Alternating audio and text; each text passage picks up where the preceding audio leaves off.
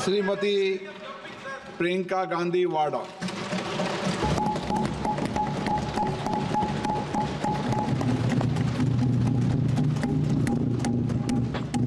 नमस्कार। माननीय अध्यक्ष महोदय जी, आज आपने मुझे इस सभा में बोलने का मौका दिया, इसके लिए मैं आपकी बहुत बहुत आभारी हूँ।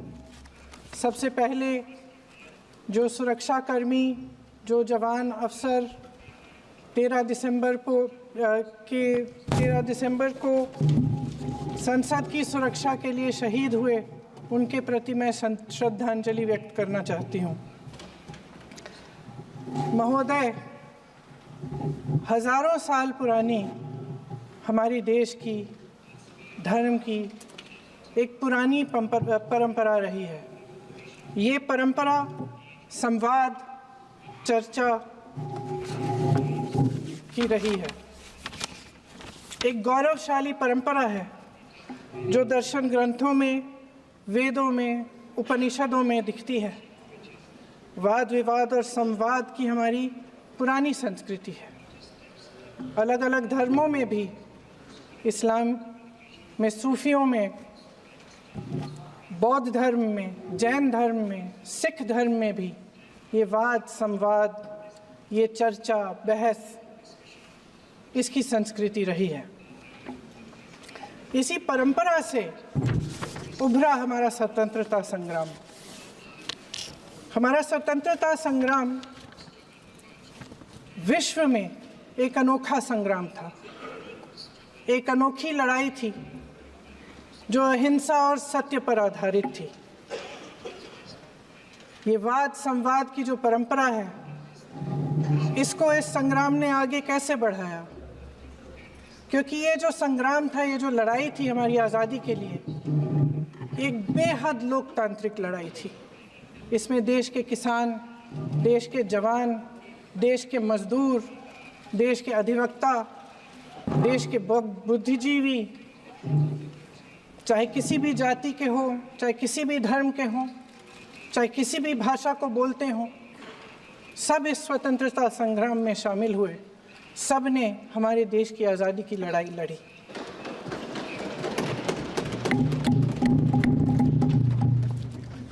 और उसी आज़ादी की लड़ाई से एक आवाज़ उभरी जो हमारी देश की आवाज़ थी।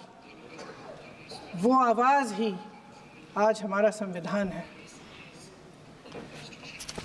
साहस की आवाज़ थी, हमारी आज़ादी की आवाज़ थी, और उसी की गूंज ने हमारे संविधान को लिखा और बनाया।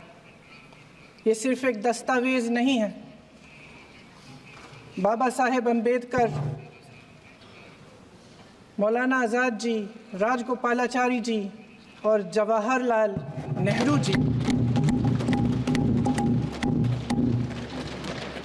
और उस समय के तमाम नेता, जैसे आपने कहा, इस संविधान को बनाने की जो कार्य में सालों के लिए जुटे रहे।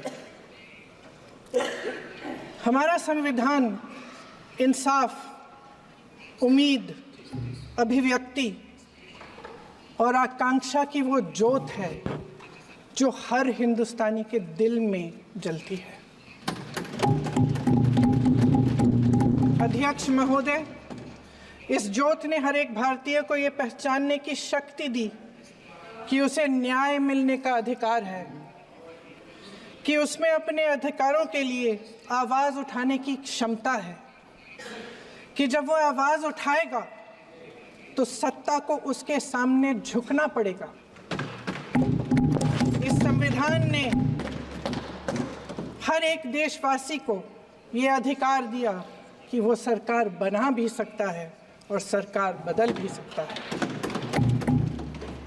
ये ज्योत जो हर हिंदुस्तानी के दिल में जलती है, उसने हर हिंदुस्तानी को ये विश्वास दिया कि देश की संपत्ति में, देश की दौलत में, संसाधनों में उसका भी हिस्सा है, कि उसे एक सुरक्षित भविष्य की उम्मीद का अधिकार है, कि देश बनाने में भी उसकी भागीदारी है।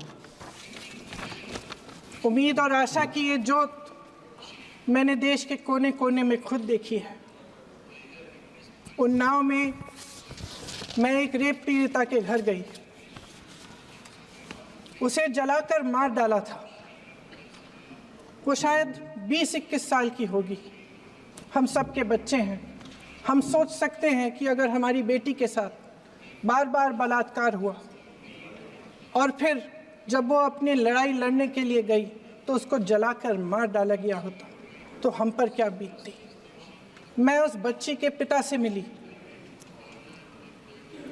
उसके खेत जलाए गए थे, उसके भाइयों को पीटा गया था, उसके पिता को बाहर से घर के बाहर घसीट कर मारा गया था।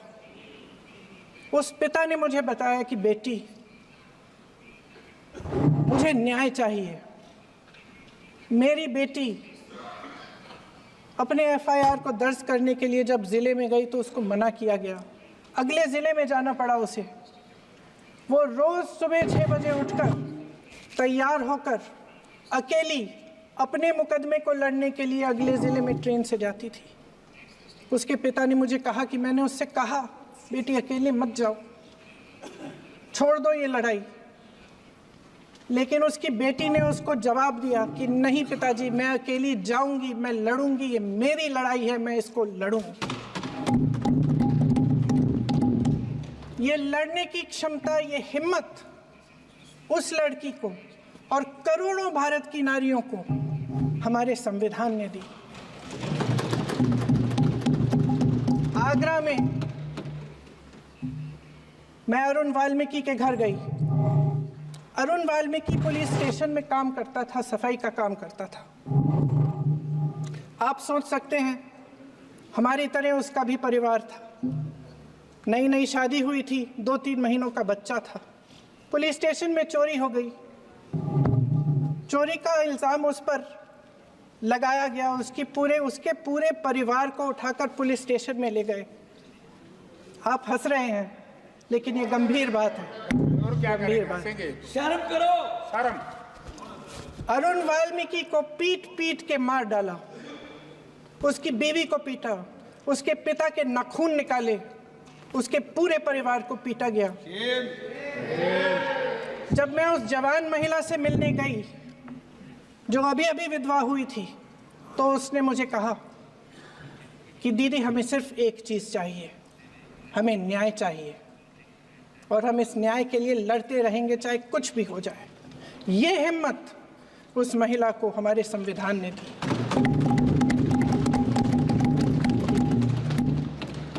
संभल के कुछ लोग आए थे हमसे मिलने जो मृतकों के परिवार के सदस्य थे। उसमें 2 बच्चे थे, अदनान और उजैर। आप सुनिए। उसमें 2 बच्चे थे, अदनान और उजैर। एक बच्चा मेरे बच्चे की उम्र का है, दूसरा उससे छोटा 17 साल का है। दर्जी के बेटे थे। दर्जी का एक ही सपना था कि वो अपने बेटों को पढ़ाएगा, लिखाएगा। एक बेटा डॉक्टर बनेगा, एक बेटा भी सफल होगा दूसरा बेटा भी अपने जीवन में सफल होगा। उनके पिताजी हर रोज उनको स्कूल छोड़ते थे। उस दिन भी स्कूल छोड़ने के बाद अपनी दुकान में चले गए। उन्हें पता नहीं था कि विवाद हो रहा है। उन्होंने भीड़ देखी, घर आने की कोशिश की तो पुलिस ने गोली से मार डाला। वो 17 साल का बच्चा अदनान मुझसे कहता है, वो 17 साल का बच्चा अदनान मुझसे कहता है कि मैं बड़ा होकर डॉक्टर बन के दिखाऊंगा, मैं अपने पिता का सपना साकार करूंगा। ये सपना, ये आशा उसके दिल में हमारे संविधान ने डाली। अध्यक्ष महोदय, हमारे देश के करोड़ों देशवासियों के संघर्ष में, अपने अधिकारों की पहचान में, इनकी कठिन से कठिन परिस्थितियों से लड़ने की अपार हिम्मत में और देश से न्याय की अपेक्षा में हमारे संविधान की ज्योत जल रही है। मैंने हमारे संविधान की ज्योत को जलते हुए देखा है और इसके साथ साथ ये भी समझा है कि हमारा संविधान एक सुरक्षा कवच है।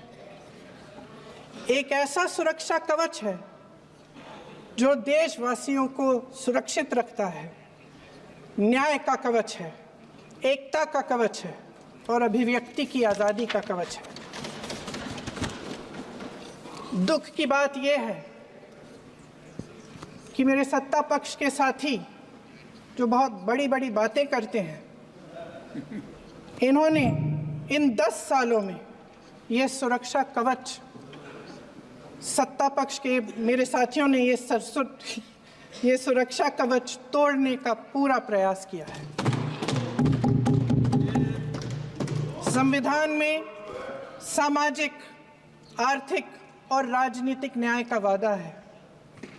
ये वादा एक सुरक्षा कवच है जिसको तोड़ने का काम शुरू हो चुका है। लैटरल एंट्री और निजीकरण के जरिए ये सरकार आरक्षण को कमजोर करने का काम कर रही है।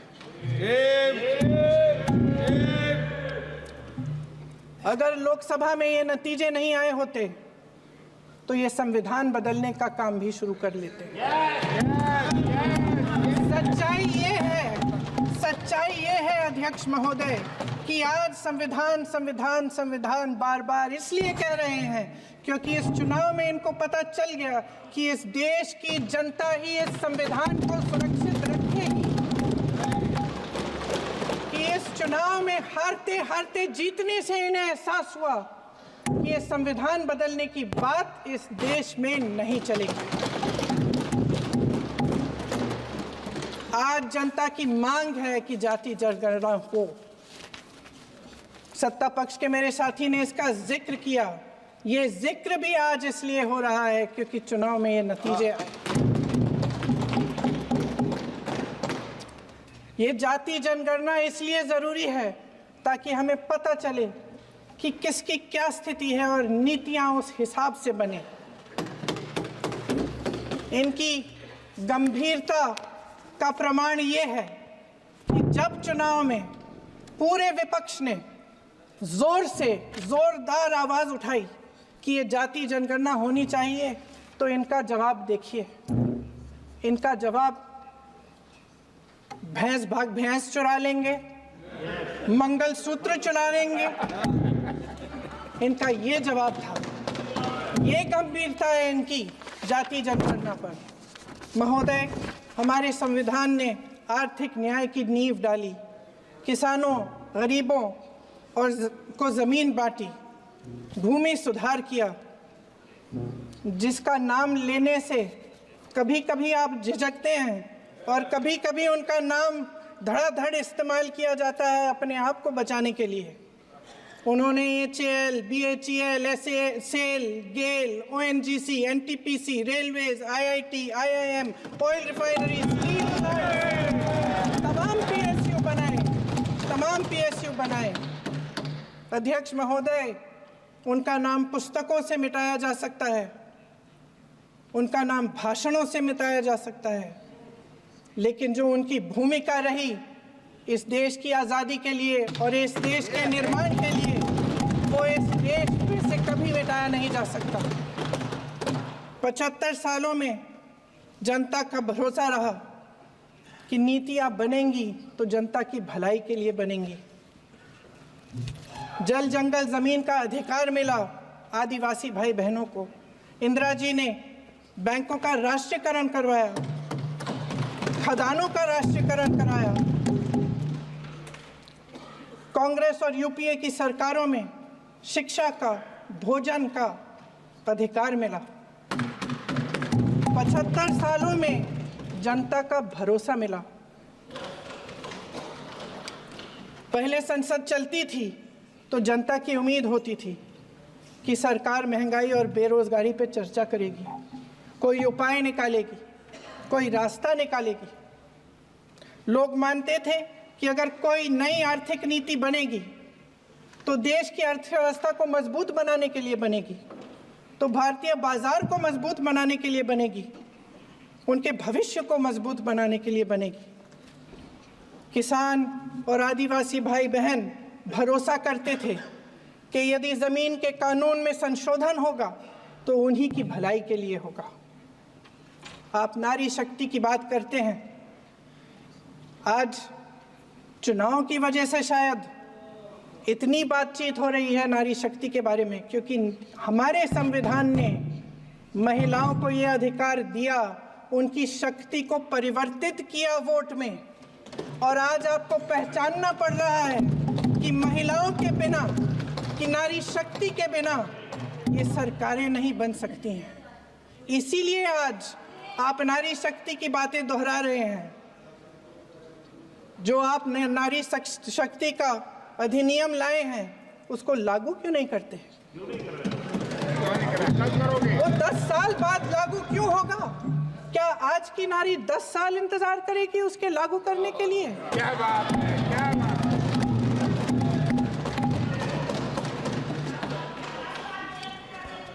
आज संसद में बैठे हुए सत्ता पक्ष के मेरे साथी ज्यादा से ज्यादा अतीत की बातें करते हैं। 1921 में क्या हुआ, कब हुआ, नेहरू जी ने क्या किया। अरे वर्तमान की बात करिए, देश को बताइए आप क्या कर रहे हैं, आपकी जिम्मेदारी क्या है? कि सारी जिम्मेदारी जवाहरलाल नेहरू की है। अध्यक्ष महोदय जी, ये सरकार आर्थिक न्याय का सुरक्षा कवच तोड़ रही है। आज संसद में बैठी ये सरकार बेरोजगारी और महंगाई से जूझ रही हमारी जनता को क्या राहत दे रही है?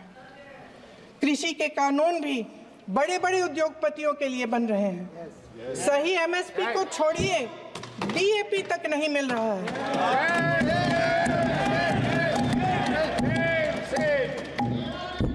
वायनाड से लेकर ललितपुर तक इस देश का किसान रो रहा है। आपदा आती है तो उसको कोई राहत नहीं मिलती। भगवान भरोसे है आज इस देश का किसान, उसको छोड़ दिया गया है। आज हिमाचल में देखिए, जितने भी कानून बने हैं वो सब बड़े बड़े उद्योगपतियों के लिए बन रहे हैं। हिमाचल में जो सेब उगता था उसके जो छोटे छोटे किसान हैं वह रो रहे हैं, क्योंकि एक व्यक्ति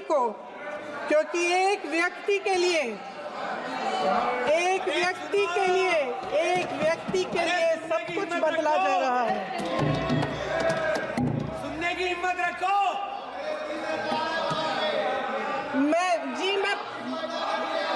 अध्यक्ष महोदय जी, अध्यक्ष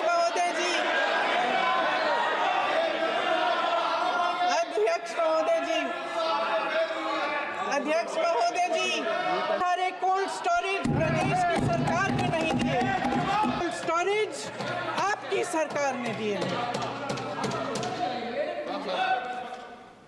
देश देख रहा है कि एक व्यक्ति को बचाने के लिए 142 करोड़ देश की जनता को नकारा जा रहा है। सारे बिजनेस, सारे संसाधन, सारी दौलत, सारे मौके एक ही व्यक्ति को सौंपे जा रहे हैं। सारे बंदरगाह, एयरपोर्ट्स, सड़कें, रेलवे का काम, कारखाने, खदाने, सरकारी कंपनियां सिर्फ एक व्यक्ति को दी जा रही है। जनता के मन में हमेशा ये विश्वास होता था कि अगर कुछ नहीं है तो संविधान हमारी सुरक्षा करेगा, मगर आज आम लोगों के बीच ये धारणा बनती चली जा रही है कि सरकार सिर्फ मुनाफे के लिए चल रही है। देश में बहुत तेजी से गैर बराबरी बढ़ रही है। जो गरीब है वो और गरीब हो रहा है, जो अमीर है वो और अमीर हो रहा है। इस सरकार ने आर्थिक न्याय की भी सुरक्षा कवच तोड़ दिया है। राजनीतिक न्याय की जब बात होती है, मेरे सत्ता पक्ष के साथी आज खड़े हुए और तमाम गिनती करने लग गए कि ऐसा हुआ वैसा हुआ, 1975 में जो हुआ, तो सीख लीजिए ना आप भी। सीख लीजिए।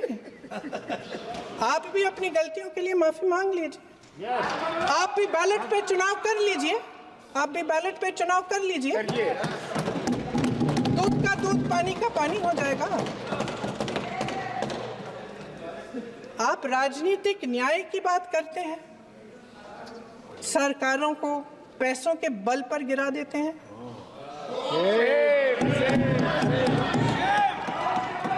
मेरा आग्रह है कि अपन संविधान में सकारात्मक बोले।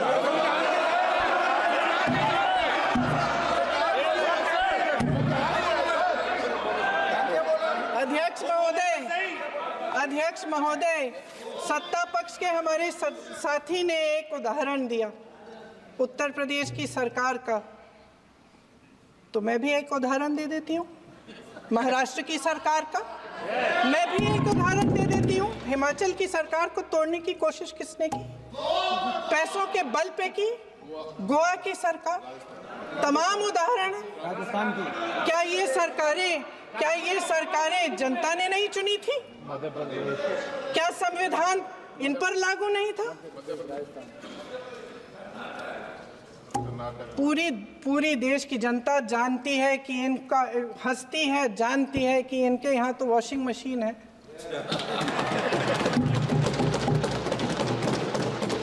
तो यहाँ से वहाँ जाता है, वो धुल जाता है।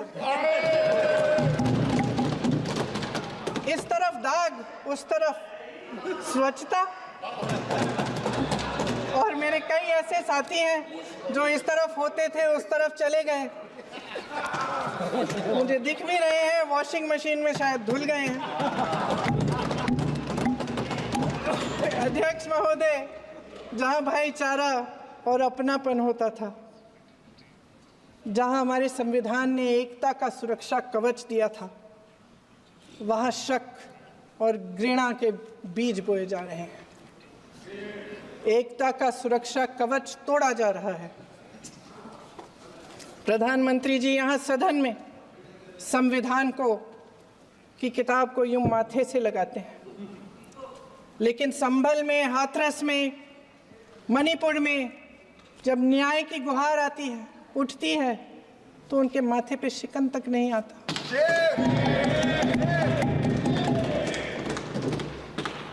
शायद समझ नहीं पाए हैं कि भारत का संविधान संघ का विधान नहीं है।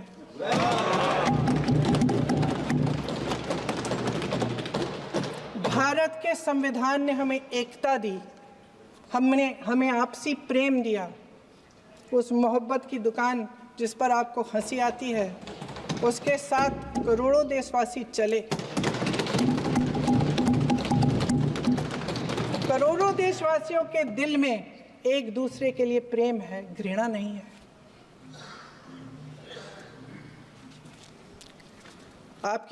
इनकी जो विभाजनकारी नीतियां हैं, उसका नतीजा हम रोज देखते हैं।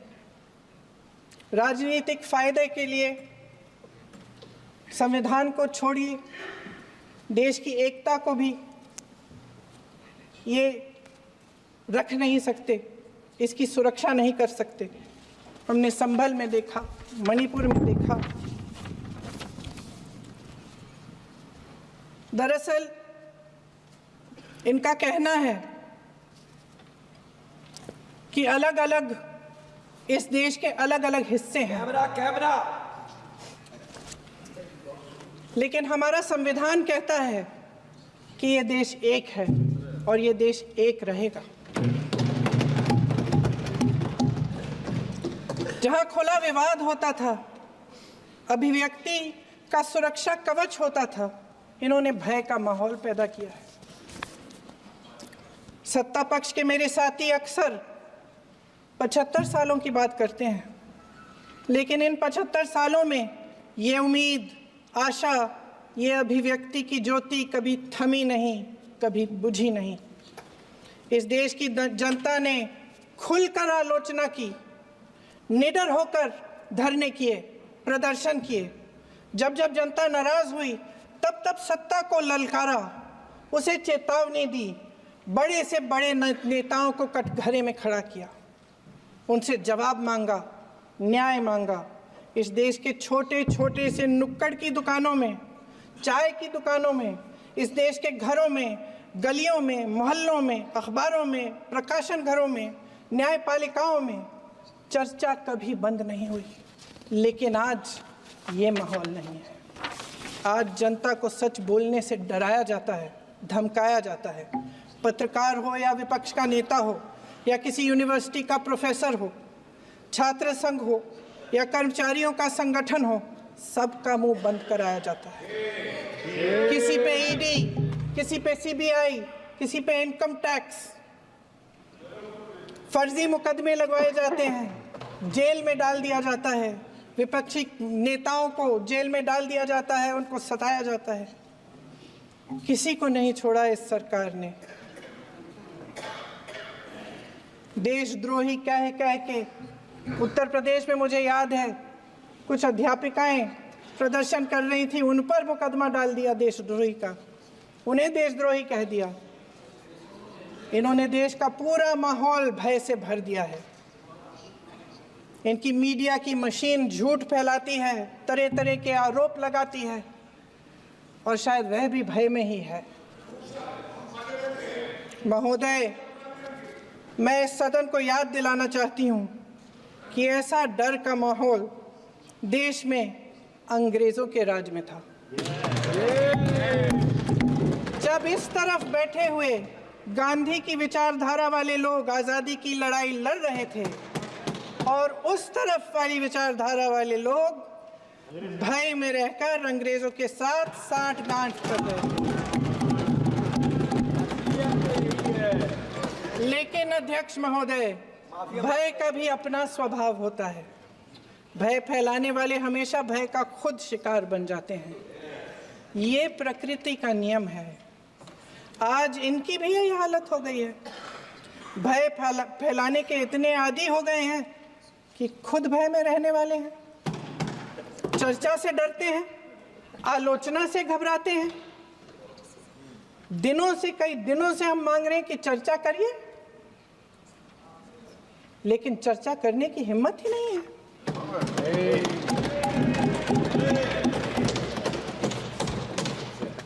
एक कहानी होती थी अध्यक्ष महोदय, शायद बचपन में आपने भी सुनी होगी। राजा भेष बदलकर बाजार में आलोचना सुनने जाता था। ये सुनने जाता था कि प्रजा मेरे बारे में क्या कह रही है, मैं सही रास्ते पे चल रहा हूँ कि नहीं। लेकिन आज का राजा, भेष तो बदलते हैं आज के राजा, शौक तो है उनको भेष बदलने का, लेकिन न जनता के बीच जाने की हिम्मत है और न आलोचना सुनने की। महोदय, मैं तो सदन में नहीं हूं।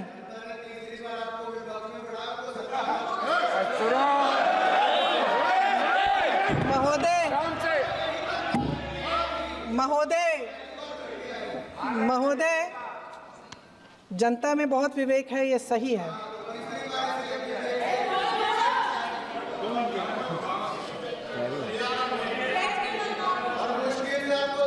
अच्छा महोदय, मैं सदन में नहीं हूँ,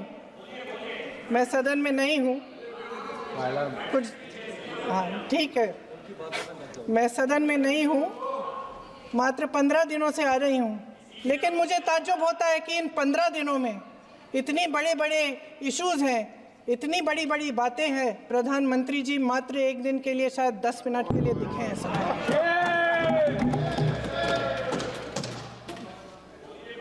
बात यह है अध्यक्ष महोदय जी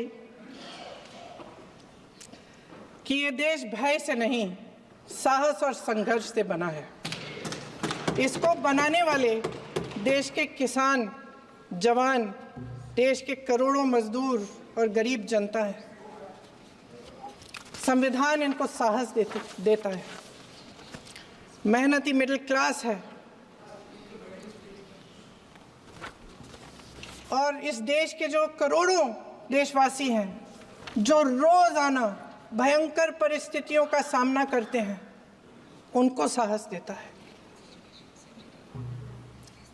वायनाड में जो आपदा आई, उसमें एक छोटा लड़का था 17 साल का।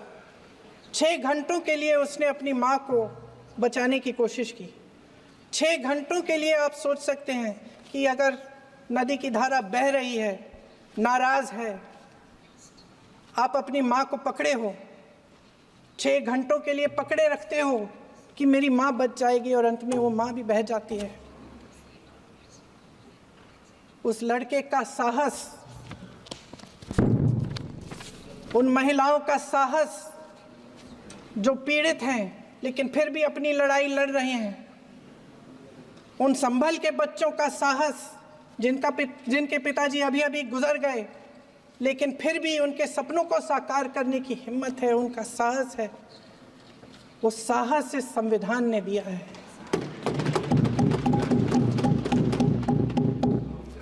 वो आत्मविश्वास इस संविधान ने दिया है।